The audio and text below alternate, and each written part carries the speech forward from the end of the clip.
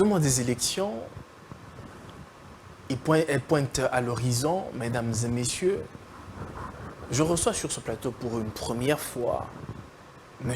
Israël Moutala. Il est responsable, directeur général de 7 sur 7, un média en ligne. Et puis il est président des médias en ligne. Nous allons devoir parler sur les élections qui pointent déjà à l'horizon.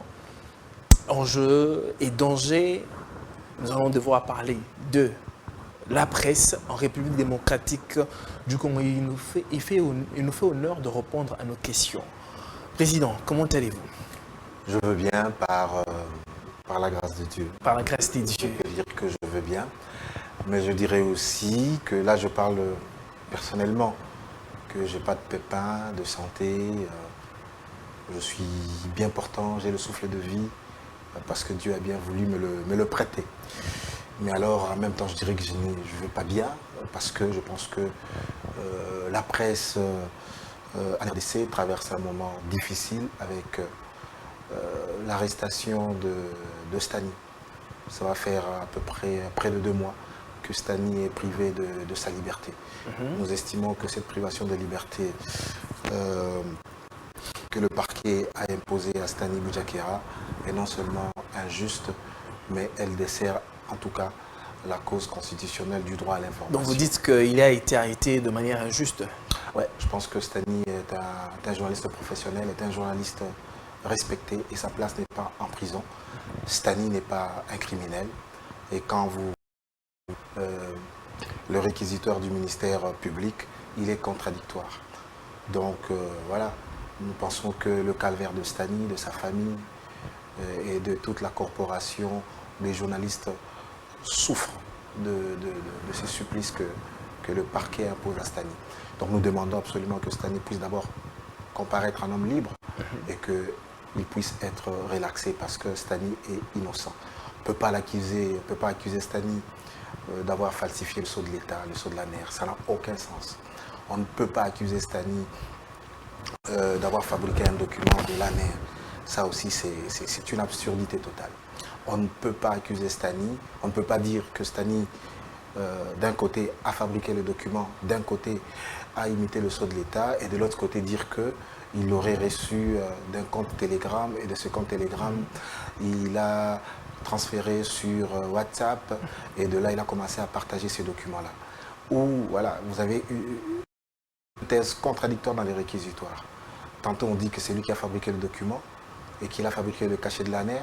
Tantôt on dit que c'est lui, il n'a pas fabriqué, mais il a reçu d'un compte Telegram, duquel il a transféré vers son compte WhatsApp et il a commencé à diffuser. Vous voyez que ça ne tient pas debout. Et quiconque connaît le professionnalisme de Stani, c'est qu'il ne peut, c'est pas un faussaire, il ne peut pas se livrer à de tels actes. Et donc nous pensons aujourd'hui qu'il est temps de tourner cette page sombre de notre presse, de notre justice.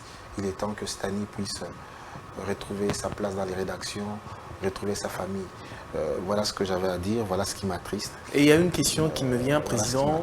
Je voulais un peu savoir, et les téléspectateurs qui nous suivent en ce moment, doit-on dépénaliser les délits de la presse en RDC? C'est un débat qui existe. Moi, à titre personnel, je ne suis pas favorable, à titre personnel. Je pense que les journalistes sont des citoyens entières. Ils ont une responsabilité sociale particulière, mais un journaliste n'est pas au-dessus de la loi. Et donc la loi s'applique à tous les journalistes comme à tous les autres citoyens indistinctement. Okay. Donc voilà pourquoi moi je pense que si un journaliste a assassiné quelqu'un, voilà pourquoi il aurait, pour les infractions des droits communs. Alors mais pour les délits de presse par exemple, je pense que là aussi, on va d'abord privilégier certaines voies, les voies par rapport à la conciliation auprès des instances d'autorégulation et de régulation avant d'envisager la saisine de la justice. Parce que tout est constitutionnel. Rester en justice est un droit constitutionnel. On ne peut pas empêcher parce que nous sommes en démocratie. C'est le mode de gouvernance que nous avons choisi. Et ce mode nous dit, voilà, on ne peut pas nous-mêmes nous rendre justice. On ne peut pas nous-mêmes nous faire justice. Et donc la loi dit que quand on est en conflit avec quelqu'un, de saisir les cours et tribunaux. Donc souvent que, voilà, donc c'est un mode de règlement des conflits, de litiges dans une société qui s'est dit organisée. Voilà pourquoi nous insistons sur la qualité de la justice, sur la qualité des magistrats, parce qu'aujourd'hui, je disais tantôt du Castani, priver quelqu'un, un innocent, de sa liberté, c'est une décision lourde, parce que les conditions sont exécrables, sont détestables, sont inhumaines. Et surtout quand on est innocent, c'est encore, c'est une double peine. Voilà pourquoi nous disons que... Alors qu'il n'est même pas quelqu'un à fuir. Absolument. Stani, voilà, il va fuir pour aller où? Ça veut dire que voilà, il n'a qu'un seul passeport, c'est un citoyen congolais. Voilà, il a une résidence, un domicile connu. Voilà, il a un travail connu, rémunéré. Donc, ses principales activités sont ici. Donc, il n'a aucune raison de fuir ou de se dérober devant ses responsabilités. Innocent. Innocence, et nous, toute la corporation, parce que tous les journalistes, tous les chefs des organisations professionnelles des médias ont pris position. Voilà, ils ont lu le dossier d'accusation. Le dossier est vide. Le dossier est vide. Le dossier est vide. Le dossier est vide. Et voilà, et c'est pas Stani qui va élucider le drame, la tragédie qui est arrivée à Chérubin Okende. Chérubin Okende a été assassiné dans des conditions horribles et floues. C'est à la justice de décider. Parce qu'on entend tantôt, on a voulu amener la justice sur une autre piste. Enfin, la justice ne peut pas se laisser manipuler. Et qu'elle investigue, qu'elle apporte des preuves, qu'elle puisse élucider le crime odieux qui avait conduit à la mort de Chérubin Okende, d'heureuse mémoire, qu'on nous a arraché assez tôt de notre affection. Donc je pense qu'aujourd'hui, on a accompli, moi je dis, voilà, le président Tshisekedi, le ministre Mouyaya ont accompli de progrès énormes en termes de liberté de la presse. On a fait les états généraux, on a fait une nouvelle loi, ainsi de suite. Il y a eu beaucoup de signaux, en tout cas positifs, dans le sens de rendre encore ce droit d'information plus vivant. Et tout ça risque d'être balayé d'un revers de la main par le cas de Stani. Stani. Absolument. Très bien, mesdames et messieurs, vous suivez Repère, votre émission, vous vous affectionnez tellement et vous aimez tellement cette émission, vous aimez ce que nous faisons, alors nous demandons tout simplement, comme on dit en anglais, Free Stani Boujakera. Le dossier est carrément vide, s'il peut comparaître, qu'il comparaisse, ne fût-ce qu'en homme libre, tout ça. Alors nous vous demandons tout simplement de faire le travail comme il se doit. Alors, Président, il y a une question qui m'est venue directement en tête en commençant cette émission. Je voudrais que vous fassiez une lecture du journalisme en RDC. Quelle lecture faites-vous du journalisme en RDC? La question est très, elle est très vaste, très vague. Bon, je ne sais pas. Quelle lecture voulez-vous que je fasse du journalisme? Voilà. Je pense que j'ai pas j'ai pas une opinion tranchée. Je suis nuancé. Voilà. Il n'y a pas que du mauvais journalisme, il y a aussi du bon journalisme. Et voilà, mais je pense que... Par rapport aux avancées, est-ce que des avancées? Ou bien il y a un recul en journalisme? Avancer par rapport à quoi? Recul par rapport à quoi? Par rapport à la déontologie et la manière de faire les choses? Justement, voilà, par rapport à ça, par rapport à la déontologie, par rapport à l'éthique, à la qualité de débat, je pense que c'est vaste. Je pense que sur le plan de la déontologie, je pense quand même qu'il y a des sérieux problèmes. Des sérieux problèmes. Oui, il y a de sérieux problèmes. Je pense que le journaliste a beaucoup de responsabilités dans la société et je pense qu'il y a beaucoup de dérives déontologiques, des dérives éthiques. Et je pense que ces dérives ont été favorisés par Internet notamment, ont été favorisés par le fait que les institutions, les organes d'autorégulation et des régulations Était lax, ouais, ne sont- sévissait pas. le laxisme de ces organes-là a été fait par le sorte que voilà, la qualité, la profession du journalisme n'est pas protégée. Les dérives s'expliquent aussi par la précarité du journaliste. Voilà, il y a une conjonction de beaucoup de facteurs qui fait que on observe à des dérives extraordinaires en termes éthiques et déontologiques et c'est regrettable. Vous, en tant qu'un ancien, vous avez une expérience des années dans ce métier. Que préconisez-vous? Que faut-il prendre comme disposition pour remédier à ce, je dirais, ce fléau qui est en train de frapper la corporation mais le journalisme en RDC? Ben, d'abord, maintenant ça sera difficile parce que C'est difficile de remonter la pente. ben, ça sera difficile parce qu'il y a maintenant Internet. Et Internet, Il n'y a pas moyen de mettre la main dessus. chacun peut produire du contenu sur Internet. Voilà. Vous n'allez pas empêcher à quelqu'un de produire du contenu sur Internet.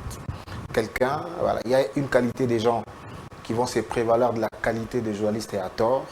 Il y a d'autres qui ont la qualité des journalistes et qui vont se livrer notamment à certaines dérives déontologiques. Mais là, maintenant, c'est devenu très difficile. L'espace est très vaste.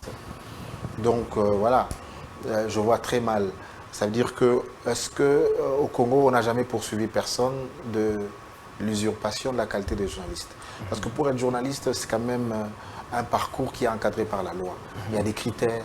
Il faut avoir un diplôme, il faut avoir une expérience. Et cette expérience est plus ou moins longue ou courte selon qu'on a un diplôme en sciences de l'information et de la communication ou un autre diplôme. Voilà. Et il faut ça. Et après, après une expérience dans une rédaction, c'est alors que, une année ou 2 ans, c'est selon, c'est alors que on peut vous délivrer, vous pouvez prétendre à la qualité de journaliste professionnel. Voilà. Aujourd'hui, vous voyez très bien que vous avez des gens qui n'ont pas de diplôme, vous avez des gens qui n'ont jamais fait de stage dans une rédaction, mais qui prétendent avoir la qualité de journaliste. Et donc, comment ces gens là-bas, si vous leur dites aujourd'hui, tiens, vous n'êtes pas journaliste, d'accord, tant mieux, ils diront, voilà, je ne suis pas journaliste peut-être, je suis influenceur, je suis vidéaste, je suis producteur de contenu, je suis youtubeur. Et ces gens là-bas, ils vont continuer à tendre le micro, contenu, peut-être pas journalistique, mais ce sera un contenu médiatique, un contenu qui sera sur les réseaux. Qui sera consommé. Qui sera consommé. Donc voilà, la problématique, c'est une problématique un peu plus large. En tout cas, le métier de journaliste, de producteur de contenu, n'est plus réservé qu'aux journalistes. Nous ne sommes plus les seuls intermédiaires comme avant entre les sources d'information et le public. Donc Internet a un peu bouleversé ce paradigme. Mais il faudrait absolument maintenant que les journalistes qui les sont réellement, effectivement, puissent se distinguer dans leur façon de collecter l'information, dans leur façon de traiter l'information et dans leur façon de la diffuser. Et donc c'est là qu'on va distinguer un professionnel d'un non professionnel. Donc la façon de présenter les faits, la façon de les aborder, la façon de les rendre. Et là qu'on saura peut-être que, voilà, là c'est un journaliste. Donc, parce que le journalisme, il y a une technique, il y a une technique qu'on apprend. Et c'est par rapport à ça qu'on pourra se démarquer. Voilà. Mais ces dérives, encore une fois, pour les dérives des journalistes, il y aura des organes d'autorégulation et des régulations. Mais pour les autres catégories, ça sera un peu difficile. C'est peut-être que ça sera une compétence peut-être du CESAC, parce que le CESAC est le juge du contenu. Il peut Mais estimer c'est ça qui vous accompagne quand même dans cette lutte. il peut considérer que tel contenu n'est pas potable pour telle raison, appel à la haine, appel à la violence, il peut bloquer un contenu, voilà, voilà. Vous, en tant que président, avez-vous déjà réfléchi d'une certaine façon de protéger l'exercice de ce métier dans ce contexte où il y a des fake news au niveau par rapport aux médias en ligne? Avez-vous déjà réfléchi comment pallier à remédier à ce problème? Bah, les fake news ne sont pas faits de médias en ligne. Donc moi, j'ai toujours été estomaqué. Quand on essaie de relier fake news aux médias, il n'y a aucun lien. Ça veut dire n'importe qui aujourd'hui, comme je dis, est producteur de contenu. N'importe qui ouvre une page Facebook, un compte Twitter, une page, je sais pas moi, TikTok, Instagram, et produit un contenu, met un document qui peut être en apparence authentique alors qu'il ne l'est pas. Donc il y a beaucoup de logiciels sur Internet où je peux imiter votre compte, je peux dupliquer votre compte Twitter. Ok. Et en 30 secondes d'ailleurs, c'est très facile. Je peux prendre votre compte Twitter, votre compte Facebook avec votre image et c'est vraiment vraisemblable. Je mets du contenu et je le diffuse et puis ça prend une ampleur virale. Voilà, c'est les réseaux sociaux qui font que une information, une mauvaise information, une information sensationnelle puisse aller vite et les gens partagent parce que certains n'ont pas le sens critique, certains ne sont pas, parce que n'ont pas été initiés à l'usage des technologies de l'information et de la communication, ce qui fait qu'ils sont crédules et voilà. Mais d'une manière générale, l'homme est enclin plus à croire aux mensonges qu'à la vérité. Dans l'essence, voilà, la manipulation ne date pas d'aujourd'hui. Donc nous mentons, dans la vraie vie nous mentons. Et voilà, c'est cette vraie vie là-bas, nous la menons aussi sur les réseaux, nous manipulons. Voilà, les États font de la propagande, les États mentent, les individus mentent, les entreprises mentent. Et donc le mensonge fait partie inhérente de l'humanité et de toutes les institutions. Mais nous, en tant que journalistes, nous sommes au service de la vérité, c'est ça notre serment. Et donc voilà, remarquez très bien qu'avant, à la RTNC par exemple, la propagande qu'il y avait voilà, à l'époque Mobutu, sous Kabila père, Kabila fils, voilà, les chroniques qu'il y avait, voilà, et même maintenant, voilà, c'est parfois de la manipulation, mais ce n'est pas dû à Internet. Et là, vous allez voir que maintenant, aujourd'hui, il y a une connexion entre les médias traditionnels et les réseaux sociaux. C'est-à-dire on peut couper un bout qui est passé à la télé. Qui change carrément le sens. Et oui, et on met ça sur les réseaux sociaux. Les réseaux sociaux vont amplifier la rumeur ou la fake news, voilà. Mais quand vous parlez des médias, dites-moi, actualité.cd, Zoom Echo, 7 sur 7, Congo Profond, voilà, Casinfo, je sais pas, et voilà, je sais pas, Okapi News, Yabiso. Dites-moi en quoi est-ce que ces médias qui ont pignon sur rue, voilà, ne véhiculent de fake news. Au contraire, d'ailleurs, pour qu'on puisse valider ou légitimer une rumeur, souvent, les gens vont sur ces sites d'information réputés sérieux, et celui de Radio Okapi notamment, pour infirmer ou confirmer une information. Donc les gens ne sont plus crédules. Les gens ne sont plus crédules. Président, les élections se pointent déjà à l'horizon, comme nous l'avions dit dans notre prélude. Il y a un problème qui se pose aujourd'hui dans la corporation. Faut-il, ou bien un journaliste peut-il continuer d'exercer en politique tout en étant toujours journaliste? Non. Voilà, c'est ça encore une fois, les amalgames. Un journaliste, voilà, tu ne peux pas faire de la politique active en étant journaliste. En étant journaliste. Non. Dès lors que vous décidez de faire de la politique active, vous devez... Vous cessez d'être journaliste. Absolument, vous devez, parce que le devoir d'impartialité, c'est compliqué. Est-ce que, voilà, quel est le crédit qu'on donnerait à un journaliste, par exemple, qui vient de participer à un meeting, qui a porté un polo floqué à l'image, à l'effigie d'un candidat? Non, voilà. c'est pas sérieux. Parce que le journaliste est quand même un leader d'opinion. Bah, leader d'opinion, ça dépend. Parce qu'il y a encore plusieurs catégories de journalistes. Il y a des journalistes qui sont des présentateurs de journaux télévisés, il y a des journalistes qui sont des chroniqueurs, bref, il y a plusieurs genres, il y a des éditorialistes. Okay. En principe, voilà, il y a les éditorialistes, il y a plusieurs, voilà. Tout le monde n'est pas leader d'opinion. Voilà. Les journalistes peuvent avoir chez les citoyens, ils ont des opinions politiques.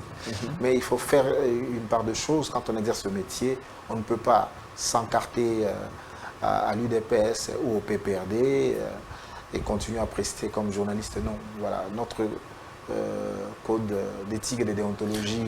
Un journaliste ne peut pas être membre d'un parti politique. Non. Ou encore un militant. Non, non. Mais ce que nous observons aujourd'hui, Président, mais un journaliste peut avoir des idées, peut être proche d'un courant politique. Parce qu'il y a des... Voilà. D'être proche d'un courant politique et défendre ce courant politique-là. Oui, défendre un courant politique. Et se faire comme un porte-parole de ce courant politique. Pas porte-parole de ce courant politique. Ça veut dire que le courant politique, ça veut dire qu'il est de gauche ou il est de droite, par exemple. C'est des courants politiques. Ça veut dire que, voilà, parce que nous véhiculons aussi des idées. Voilà. Ça veut dire que, voilà, il y a une sensibilité de gauche, il y a une sensibilité de droite. Ça veut dire que c'est le prisme par lequel vous commentez ou vous regardez l'actualité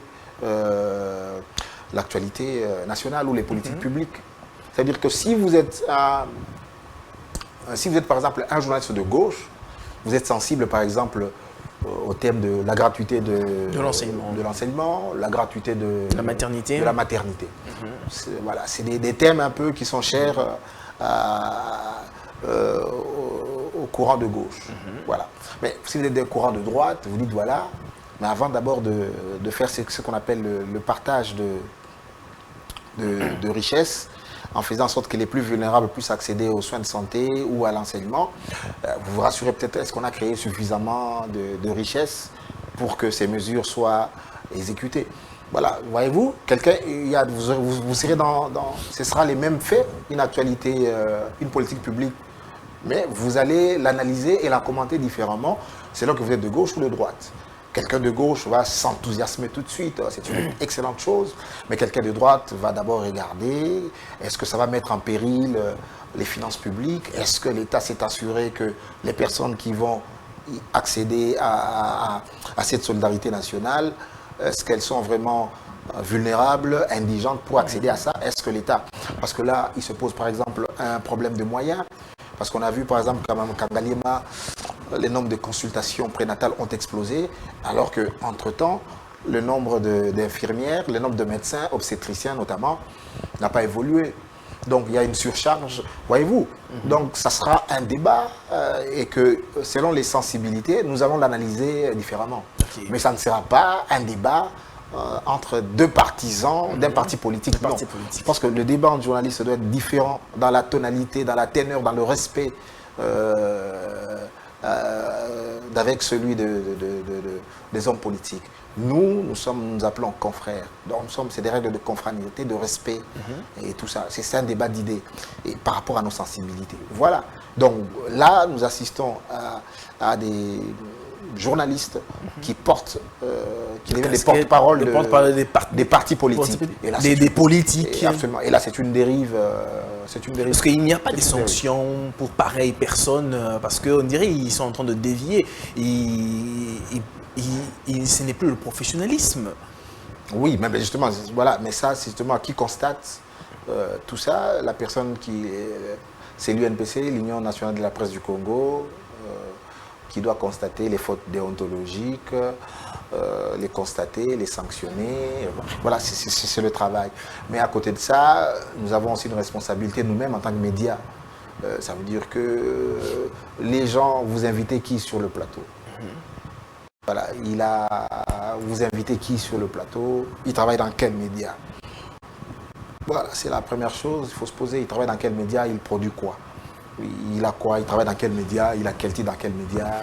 C'est quoi ce média? C'est quoi la production? C'est toutes ces questions. Oui, monsieur, vous êtes journaliste. Ah, d'accord. C'est quoi votre média? C'est quoi? Voilà, donc la qualité des gens que vous invitez aussi, c'est tout ça. Donc les médias aussi, les télés, les radios, la presse en ligne, la presse écrite, les radios communautaires, nous avons une responsabilité, les directeurs de programme, les directeurs des publications, nous avons une responsabilité. À qui nous donnons la parole? Voilà, c'est une responsabilité. La parole publique, elle est précieuse. On la Elle est sacrée. Ouais, on ne la donne pas à n'importe qui. À n'importe qui. Aujourd'hui, nous sommes en train de constater, parce que le CESAC avait carrément dit que ceux qui sont candidats dans la corporation en tant que journaliste cessent carrément d'exercer en tant que journaliste. Mais malheureusement, on voit des candidats qui continuent toujours d'exercer en tant que journaliste. Vous ne trouvez pas que c'est quelque part, c'est de, comment on appelle ça, de la rébellion ou bien de manque de respect par rapport à l'institution CESAC, de vouloir obtempérer aux ordres donnés? Je pense que le CESAC, c'est une bonne décision, mais c'est une décision de principe. Mais à un moment, le CESAC doit lui-même se poser la question, ai-je l'autorité suffisante pour faire respecter mes directives? C'est une question qui se pose. Donc voilà, je salue d'abord la position de principe du CESAC. Je suis en harmonie avec cette position. C'est une position qui avait été contestée par l'ancienne direction de l'UNPC, avec laquelle j'étais en désaccord, parce que son président d'alors était lui-même candidat. Et voilà. Et donc c'est ce mélange de gens. Ou vous êtes journaliste, ou vous êtes politicien. Et on ne peut pas être et politicien et journaliste. Non, on ne peut pas. Non. Voilà. Et c'est des positions de principe claires qui ont été rappelées par le CESAC. Et voilà. Mais encore maintenant, est-ce que maintenant le CESAC a les moyens de faire respecter sa décision? Visiblement non. Voilà. Et hélas. Donc c'est ça le souci que nous avons avec les organes des régulations. Ils n'ont pas suffisamment d'autorité pour faire respecter leurs décisions. Quelle serait la cause de ce métabolisme ou bien de ce changement de camp? C'est quoi? Le métier ne les intéresse plus, ou bien c'est parce qu'en RDC, la politique paye d'une certaine façon, que la majeure partie des confrères, des consoeurs veulent aller en politique? Non, moi je pense d'abord que c'est une très bonne chose que les journalistes voilà, à un moment de leur vie, puissent bifurquer et embrasser la politique. La politique, c'est l'art de gérer la cité. Et nous sommes journalistes, nous côtoyons les hommes politiques, nous suivons l'actualité. Et par moments, tu te dis, voilà, celui-ci aussi vraiment est ministre. Enfin, il n'a rien à apporter, il est creux, il est vide. Tu regardes, tel mandataire public, mais enfin, il n'a rien, il ne peut rien apporter au pays. Donc, on a tout ça aussi. On observe, et parfois, c'est rageant de voir que des personnes qui n'ont pas de compétences accèdent à des hautes fonctions publiques. Et donc, par moments, c'est avec de l'expérience, par moments, avec du métier, on se dit qu'on peut mieux faire. Et moi, je pense que, voilà, parmi les journalistes, il y a des gens valables. Je vois un certain nombre de confrères, notamment de Radio Okapi, qui sont candidats. C'est des personnes valeureuses. Donc, moi, le choix de faire la politique, oui, pourquoi pas? Pourquoi pas? On dit que le métier de journaliste mène à tout. Oui, moi je pense que, d'ailleurs on a des bons ministres. Je pense que Patrick Mouyaya ne démérite pas comme ministre. Je pense aussi à Modeste Mutinga. Oui, c'était un journaliste, Pius Mwabilou. Voilà, c'est des gens, c'est des journalistes. Vous avez par le passé Elvis Moutiri, voilà, Wivin Moleka dans l'actuel gouvernement. Bref, en tout cas, être journaliste, pour moi, ça ne pose pas de problème dans ma semaine. Dès lors que vous faites ce choix-là, assumez-le. Eliezer Tamboué. Ouais, Eliezer Tamboué. Dès que vous faites ce choix là-bas, assumez-le jusqu'au bout. Voilà mon principe. Donc, dès lors que vous vous encartez, vous êtes inscrit sur la liste d'un parti politique, d'un regroupement politique, vous soutenez un candidat, assumez-vous jusqu'au bout. Voilà.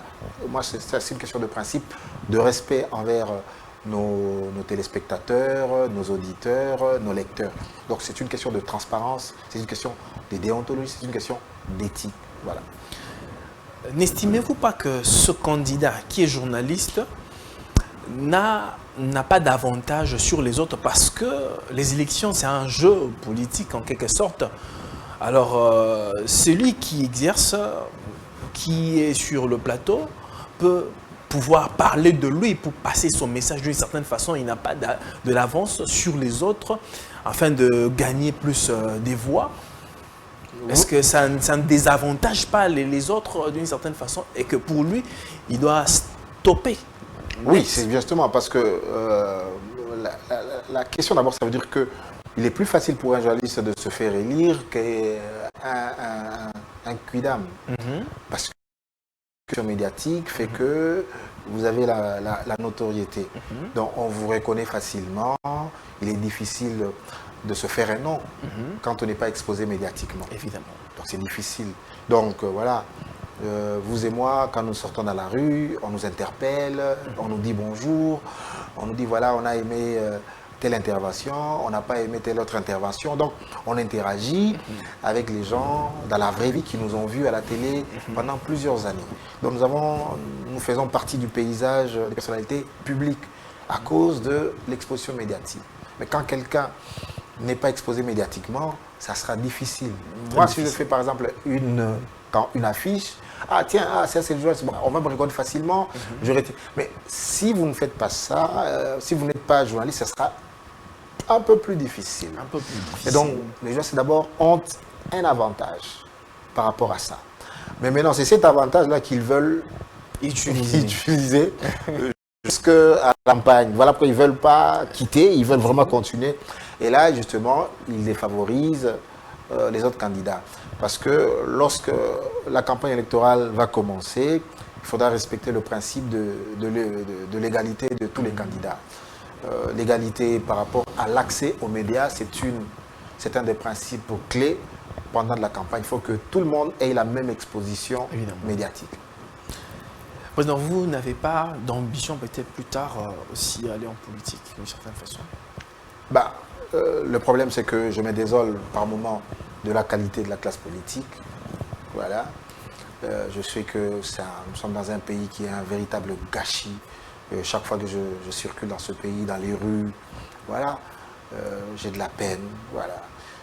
Vous êtes sur la route, voilà, vous regardez, il n'y a pas d'autorité de l'État. Vous avez des gens, des super citoyens qui peuvent rouler à contresens. Vous avez des super convoyeurs de fonds qui peuvent faucher la vie des gens. Vous avez des... Voilà. Et vous vous dites, ben, tiens, c'est pas possible. Voilà. Il y a des billets d'argent, des billets de banque, mais c'est pas plus important que la vie des citoyens. Voilà. Bref, vous avez des gens... voilà. Chaque jour, vous vous dites que... pourquoi pas? Donc ce sont des questions sur lesquelles je réfléchis tout le temps. En tant que journaliste, j'aime profondément ce pays. J'aime ses reliefs, j'aime son paysage, j'aime sa culture, j'aime ses communautés dans toute leur diversité. Je vais dans le Congo profond et chaque fois, je me dis toujours quel gâchis. Un pays si riche en termes de ressources humaines, en termes de ressources naturelles, mais le déclic qu'on attend pour sortir nos compatriotes des griffes de la pauvreté n'est pas encore là. Je regarde l'humiliation que nous subissons depuis des années par rapport au Rwanda, ça me fait mal. Voilà, je regarde la fourniture d'eau, bref, ça me fait mal. Je vais à l'extérieur du pays, je vois ce qui s'est fait. Bref, je m'interroge. Et mon souci, c'est de faire évoluer mon pays. Mais je regrette aussi du fait que les politiques publiques ne sont pas à la mesure, ne sont pas à la hauteur, les hommes politiques ne sont pas à la hauteur de relever ces défis, de donner de la dignité aux Congolais, de faire en sorte que nous soyons une grande nation respectable au cœur de l'Afrique et dans les concerts de nations. Oui, je m'interroge, mais pour l'instant, j'ai fait le choix de rester entièrement journaliste. Je m'interroge depuis de longues années, mais je n'ai pas encore franchi le Rubicon. Peut-être parce que je trouve que l'expression démocratique n'existe pas comme je le souhaiterais dans les partis politiques. Là aussi, c'est le culte de la personnalité. Le leader est tout puissant. Il est En quelque sorte, c'est la dictature. Oui, moi, je pense que je ne vois pas un parti, pour moi... Démocrate. Non, en tout cas, je n'en vois pas. C'est toujours c'est la volonté d'un leader omnipotent, omnipuissant. Donc moi, je suis un homme libre. J'aimerais évoluer dans un milieu où la contradiction, où le débat d'idées est sublimé. Donc tant que ces conditions-là, voilà, voilà, moi je ne crois pas à des hommes providentiels. Voilà. J'aime le respect, j'aime le débat, je respecte l'autorité, bien entendu, même dans un parti, même dans ma corporation, les aînés et tout ça. Mais voilà, quand il s'agit de débattre, on est d'accord, on avance, mais voilà. Mais je n'aime pas cette caporalisation. Voilà, je suis un homme libre, je suis vraiment d'essence libre. Et donc, je ne me vois pas dans un moule, dans un carcan d'un parti politique, en tout cas, tel que la politique, voilà, ça sera très difficile. Pour des personnes qui se comportent comme le dit le prof Bakande, nous sommes dans un parc animalier. Quand les gens se comportent d'une certaine façon, de manière avec désinvolture, que des gens ne respectant pas en fait les principes ni la loi, est-ce que dans un pays pareil, ne faudrait-il pas imposer la dictature d'une certaine façon pour ramener les choses au beau fixe? Moi, je regarde ce pays. Un des fléaux de ce pays, c'est l'indiscipline. L'indiscipline. L'indiscipline. On ne peut pas développer un pays avec une telle indiscipline. Impossible. Donc pour moi, la discipline, elle est fondamentale. Elle est fondamentale pour développer un pays. Pour imposer la discipline, il faut, en quelque sorte, il faut la dictature. Mais les indisciplinés, les premiers indisciplinés, c'est les hommes politiques. C'est les premiers indisciplinés. Les premiers hors la loi, c'est les hommes politiques. Voilà, c'est les hommes politiques, c'est les députés, c'est les ministres, c'est les présidents. Ils ne respectent pas la loi. Voilà, ils ne respectent pas la loi. Donc quand les gens estiment que quand ils ont le pouvoir, ils sont au-dessus de la loi. Non, monsieur le président de la République, non, mais c'est les ministres, non, mais c'est les députés nationaux ou les députés provinciaux, mais c'est les gouverneurs. Voilà, vous n'êtes pas au-dessus de la loi. Mais ici, c'est faux. En fait, c'est écrit que tous nous sommes égaux devant la loi, mais c'est du pipeau. On n'est pas tous égaux devant la loi. C'est la foutaise. Alors, voilà. C'est seulement le citoyen lambda qui est devant la loi, mais eux, non. C'est de la foutaise. Quand on vous dit c'est de la foutaise. Voilà, c'est de la foutaise. Donc, on n'a pas encore atteint cette masse critique qu'on respecte la Constitution, on respecte les lois du pays. Les gens peuvent trembler quand on dit voilà, on va saisir la justice, les gens vont trembler. Non.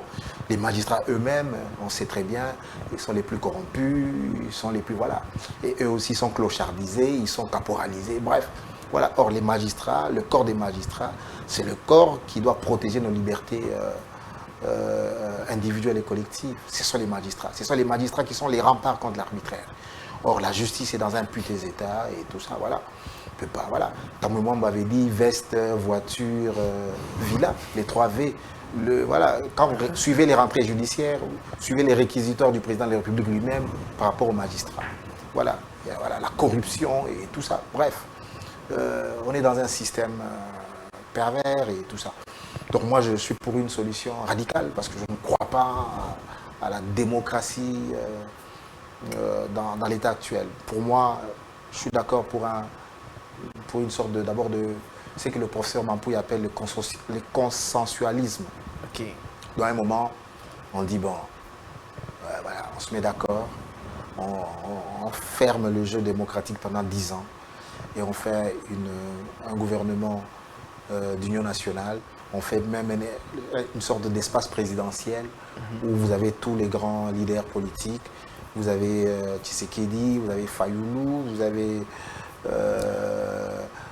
Katumbi, je sais pas moi, Bemba, voilà, voilà, et puis vous avez un grand gouvernement, 10 ans. On est sérieux, on travaille, on remet d'abord le pays sur les rails, après on ouvre le jeu démocratique. Bon, voilà. Parce que là, même le jeu démocratique, comment on fait un jeu démocratique avec une pléthore de partis politiques, une pléthore de regroupements politiques, une pléthore Parce que le président, vous n'avez pas raison de garder qu'il y ait seulement qu'il n'y ait pas multipartisme pour créer Parce qu'il avait le flair de voir qu'il y aurait un désordre plus tard. Si on laissait la liberté à tout le monde de créer son parti politique, c'est ce que nous voyons aujourd'hui. On a fait le multipartisme. On est avancé. Qu'est-ce qui a changé? On n'est plus développé. C'est le désordre. Écoutez, il y a à peu près 24 000 députés, 24 000 candidats députés. 24 000 candidats députés. Bon, voilà. On va faire le débat comment? Comment on va faire le débat? On va faire le débat, par quelle magie on va faire le débat? Comment on va organiser le temps d'antenne? Comment on fait 24 000 candidats après des regroupements? Bref, comment on fait le débat dans ces conditions-là? Ça sera très compliqué. Ça sera très très compliqué. Donc 24 000 candidats, ça veut dire, bon, disons, en arrondissement 25, on divise par 500, ça fait à peu près, je crois, 50 candidats par 50 ou 5, je ne sais pas très bien, 500 par circonscription. Alors, comment on fait 50 candidats par circonscription? Donc, comment, voilà, c'est très compliqué. Donc moi, pour moi, je pense que la priorité est ailleurs d'abord. Donc il faut, moi je veux un État fort. Il faut un État fort. Un État qui met l'accent d'abord sur la sécurité. Voilà. Il faut qu'on arrive à protéger nos frontières. Il faut qu'on arrive à protéger nos frontières. Quelle lecture faites-vous par rapport aux Ouazalènes? Parce qu'aujourd'hui, on est en train d'acclamer et soutenir ces compatriotes qui sont en train de faire des prouesses à récupérer les localités perdues jadis par les M23. Mais est-ce que les Ouazalènes ne seraient peut-être pas un danger plus tard pour le gouvernement? Moi là je donne ma lecture. Les Ouazalendo, voilà, ils sont équipés par qui? Voilà, c'est une astuce, je sais pas si... Est-ce que le gouvernement les soutient d'une certaine façon? Oui, bien sûr, il ne peut pas, voilà, bien sûr, bien sûr. Le financièrement je crois, bien sûr, je crois qu'une analyse froide, bien sûr, les Ouazalendo, voilà. Donc, parce que le gouvernement a signé des accords. Le gouvernement a signé des accords. Et ces accords qu'il a signés l'astreignent à respecter le cessez-le-feu. Et donc, le cessez-le-feu. Le gouvernement ne peut pas attaquer les positions du M23 et vice-versa. Il y a un cessez-le-feu. Mais les Ouazalendo, eux, ne sont pas tenus de respecter les engagements qu'a signé le gouvernement. Est-ce que cette signature-là nous affaiblit est-elle pas d'une certaine façon? Non, je pense qu'elle ne nous affaiblit pas. C'est là que je pense que le président Tshisekedi a bien joué, il a joué de manière intelligente. Ça veut dire qu'il a signé ce cessez-le-feu pour gagner du temps. C'était un cessez-le-feu pour gagner du temps. Le temps de lever une armée qui va bientôt près de 40 000 hommes. Le temps de la former, de l'équiper pour restructurer l'armée et lancer l'assaut. Je pense que voilà. Pour moi, c'était très bien fait. C'est une carte bien jouée. Oui, pour moi, de mon point de vue, parce que voilà, parce que quand ils ont signé le cessez-le-feu, mais entre-temps, Kinshasa n'a pas croisé les bras. Kinshasa a compris encore que son système de défense et de sécurité n'était pas encore arrivé à maturité. Il fallait du sang neuf, il fallait des jeunes recrues, motivés, disciplinés, formés, équipés. Des personnes non corrompues. Oui, voilà. Et donc il faut bien les équiper, les caserner, même dans des bivouacs, et tout ça dans des camps, mais il ne faut pas qu'ils reviennent à la cité et tout ça. Ils doivent se consacrer à la guerre, ainsi de suite. Et de ce côté-là, moi, donc, je pense que le président a mûrement réfléchi, et c'est une option que je soutiens. Donc, disons, nous sommes en bonne position. Oui, nous sommes en bonne position, absolument, nous sommes en bonne position. Mais seulement que la promesse du président, c'est qu'il avait dit qu'avant la fin de mon mandat, je mettrai fin aux hostilités dans la partie est de la République démocratique. Ce n'est pas exactement ça sa promesse. Sa promesse était que tant qu'il ne remettra pas, il ne restaurera pas la paix à l'est de la République, voilà, il va construire que son mandat est un échec. Et donc là, il travaille à cela. Et je pense qu'on a tous intérêt à ce qu'il réussisse. Parce que l'échec du président de la République, c'est l'échec de toute une nation. l'humiliation de la RDC, ce n'est pas l'humiliation de Félix Tshisekedi, parce qu'il y a des gens qui semblent se réjouir du fait que cette promesse ne s'est pas encore concrétisée. Mais le temps des promesses, parfois, peuvent être longs. Mais le plus important, c'est de travailler à la concrétisation de ces promesses-là. Et je pense que le président a fourni déjà d'énormes efforts avec le financement de la loi de programmation militaire. Mais je pense qu'il doit encore amplifier cet élan pour qu'un maximum d'argent puisse aller aux forces de défense et de sécurité. Et cela passe par la réduction du train de vie de l'État. Parce que si on dégage des revenus, on pourra les réaffecter justement à la défense et à la sécurité. Et c'est ça le grand combat. Si on peut faire des économies, par exemple, de 1, de 2, de 5, de 10 millions par mois, vous voyez que sur une année, vous êtes autour de 120 millions. Sur un quinquennat, vous êtes autour de 600 millions de dollars. Et ça peut toujours apporter beaucoup d'argent. Ça peut soulager certains budgets en souffrance pour équiper, former et caserner les forces de défense. Voilà, c'est cette restructuration-là. Vous avez, à la DEMIAP notamment aussi, il y a eu des restructurations. Et cette restructuration, notamment, a conduit à l'arrestation d'une filière de contrebande des ressources naturelles qui alimentait le Rwanda. Et donc, de ce côté-là, les responsables de la DEMIAP sont assez d'assécher les sources de financement du Rwanda, et c'est une excellente chose. Donc c'est une guerre qui est globale, il y a le volet militaire, mais il y a les volets économiques aussi, il faut être intelligent. Soyons plus rigoureux, plus intelligents, plus proactifs, plus disciplinés que nos adversaires, et vous verrez que ce n'est pas de la magie. Il n'y a pas de foudre de guerre, il n'y a que le travail. Et donc si on est plus ambitieux que nos ennemis, on les battra. Si on est plus organisé que nos ennemis, on les battra. Donc il suffit de mettre un minimum de sérieux, un minimum de payer le prix qu'il faut, et vous allez voir que le Rwanda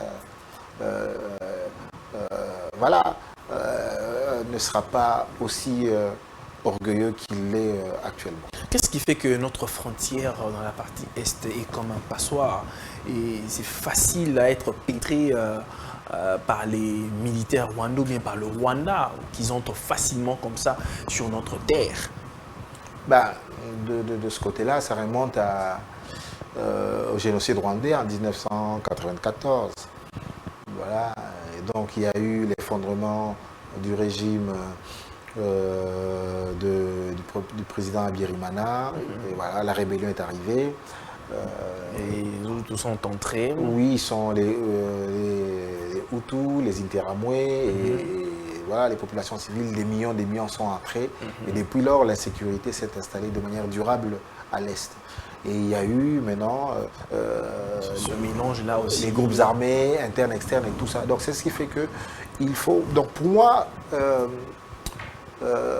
c'est une. Voilà, du pire tirer le meilleur. Ça veut dire que si nous résolvons la crise à l'Est, alors aucun autre défi ne sera au-dessus de nos forces.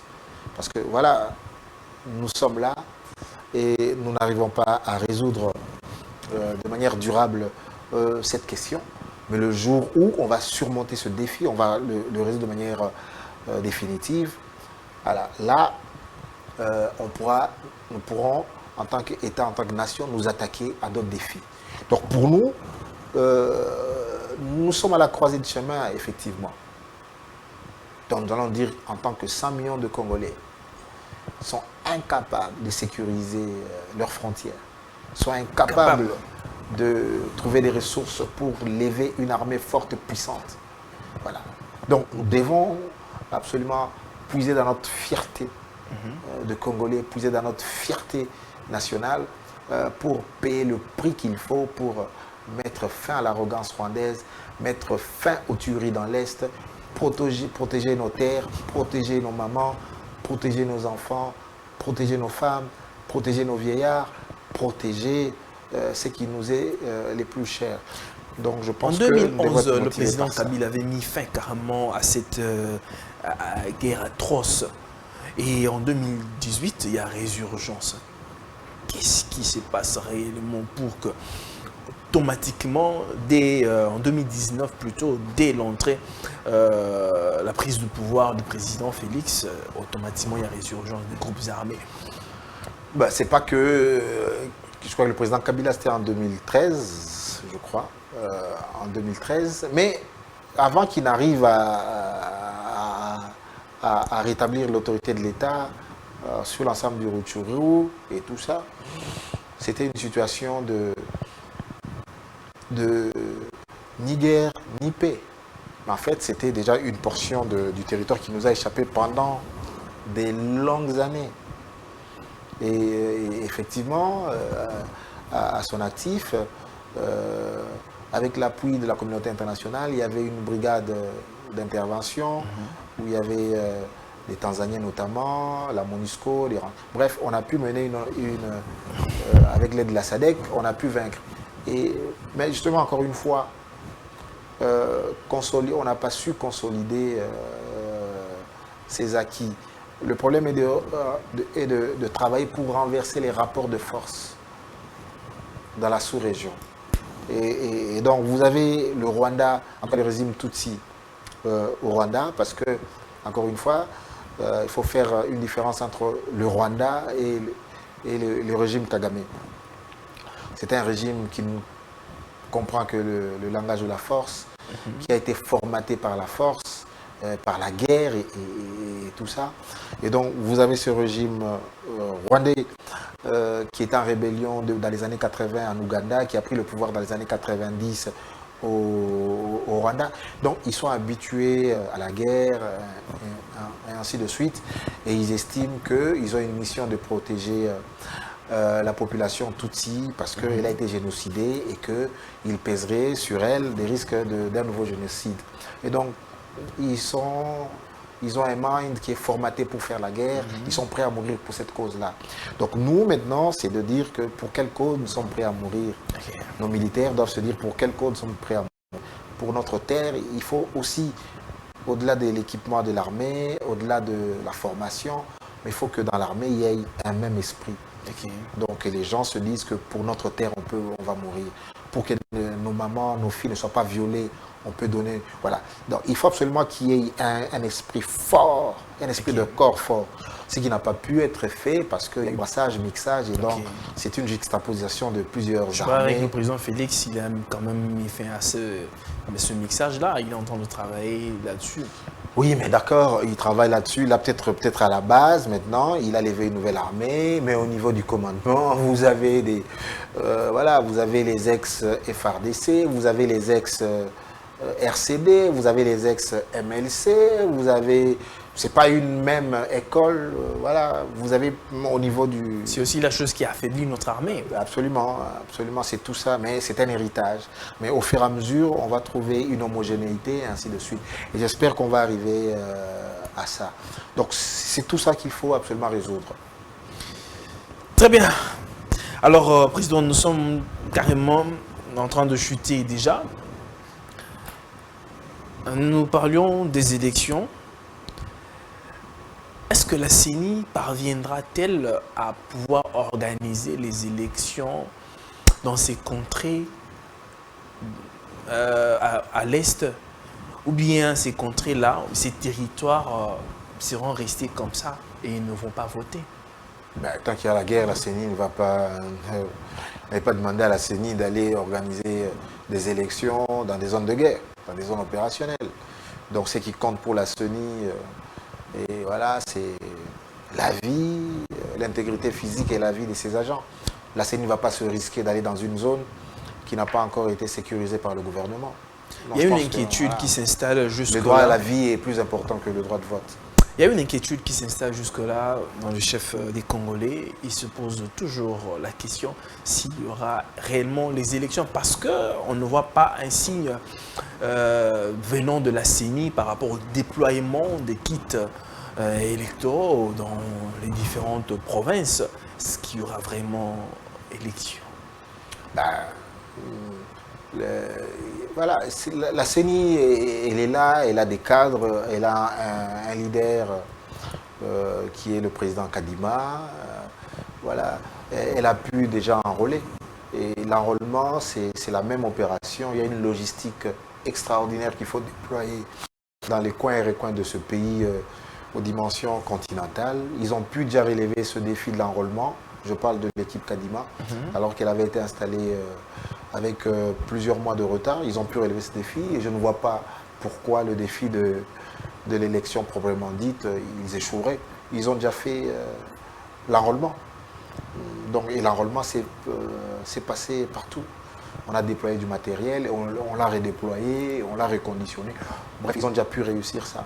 Et la CENI, en tant qu'institution elle-même, nous sommes aux 4e élections générales. On a eu 2006, on a eu 2011, 2018, et là maintenant on est à 2023. Donc on est au 4e cycle, 4e cycle. Donc voilà, il y a les agents de la CENI, il y a des techniciens.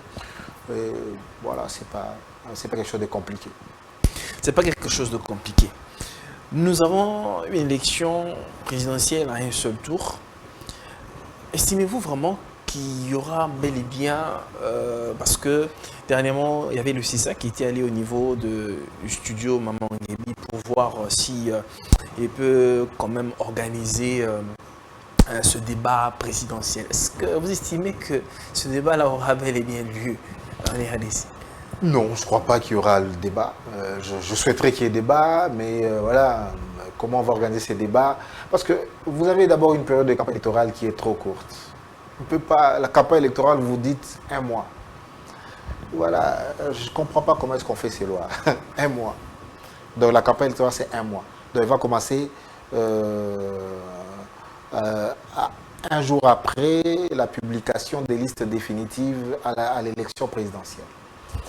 Vous avez, prenons, un candidat qui veut devenir président de la République. Nous sommes, je l'ai dit, dans un pays continent.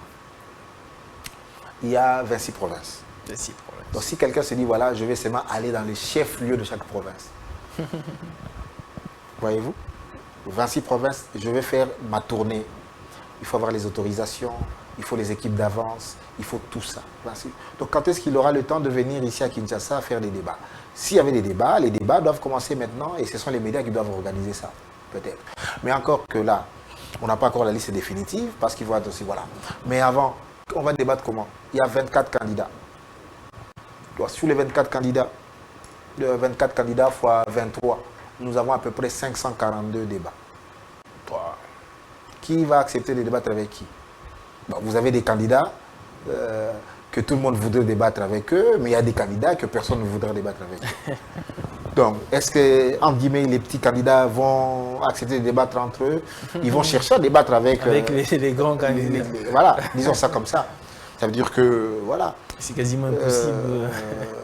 Vous avez comment il s'appelle encore? Majonda, Majondo, voilà, que personne ne connaît.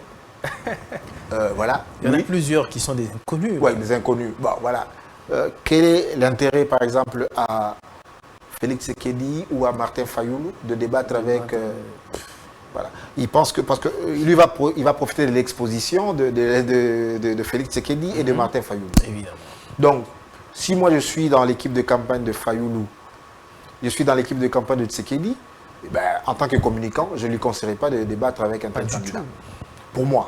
Bah, voilà, ça c'est pour moi. Hein, voilà. Et puis je dirais à mon candidat, voilà, bah, si tu ne vas pas ce débat là-bas, qu'est-ce que tu risques? Il n'y a aucune conséquence. Donc voilà. Donc voilà les questions d'ordre logistique. Bah, là, je pense que le CESAC va se limiter à faire enregistrer un message de campagne. Et là, maintenant, il pourra faire en sorte que ce message de campagne, où chacun explique son projet de société ou son programme de gouvernement, pour que ça soit diffusé à la RTNC.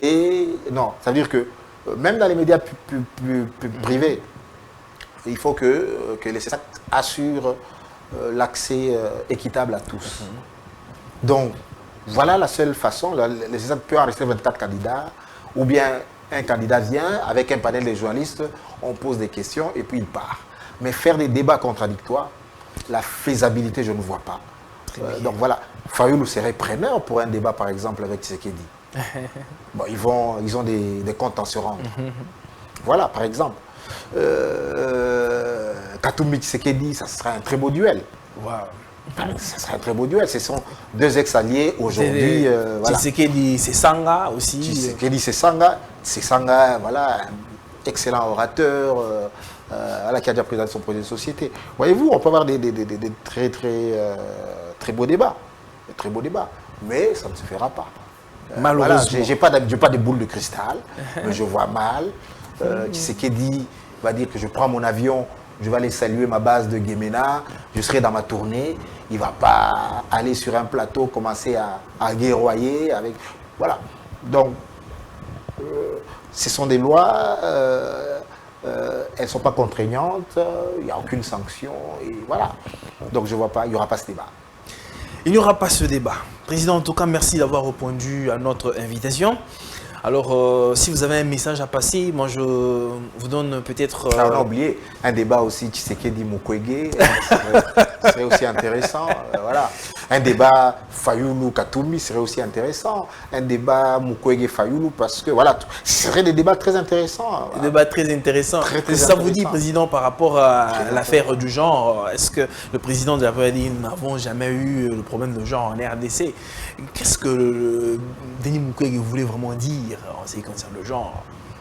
Moi, je respecte beaucoup Denis Mukwege. Et voilà, Denis Mukwege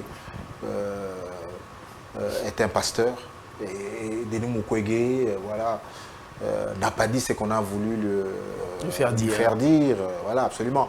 Mais c'est le jeu politique. La politique, c'est de la mauvaise foi, c'est de la manipulation, c'est le grossissement des faits. Voilà, voilà. C'est une question de le mettre en porte-à-faux avec l'opinion congolaise qui, quand même, est, comment dirais-je, jalouse de ses valeurs et que pour nous, la nouvelle théorie, les extensions à la théorie du genre et tout ça, il faut d'abord qu'on précise une chose, qu'au Congo, on a des personnes homosexuelles, elles sont là, elles sont dans notre société. Ces personnes ne sont pas brutalisées, leur vie n'est pas en danger en RDC. Okay. Donc le problème c'est qu'au Congo, pourvu que cette sexualité se vive de manière respectueuse, cachée, pas de manière ostentatoire, elle est tolérée. Et donc, dans nos quartiers, on a toujours vu des gens qui avaient cette orientation sexuelle-là. Okay. Et ici au Congo, voilà, on n'a arrêté personne, on n'a tué personne pour son orientation sexuelle. Ce que nous ne voulons pas, c'est que les Occidentaux nous imposent que ça soit la norme en termes de gay pride, une parade que les gens... Voilà, et c'est là que ça choque nos mœurs. Et donc, tant que ça se vit dans une sphère privée, il n'y a pas de problème. Là, je décris la société dans laquelle je vis. Évidemment. Et donc, voilà. Et donc, on ne veut pas venir faire l'apologie d'une certaine orientation sexuelle. On ne va pas vers l'apologie voilà. Donc, tant que ça reste dans un cadre privé, ça reste discret et tout ça, quelqu'un vit sa sexualité de manière... Voilà, il n'y a pas de problème.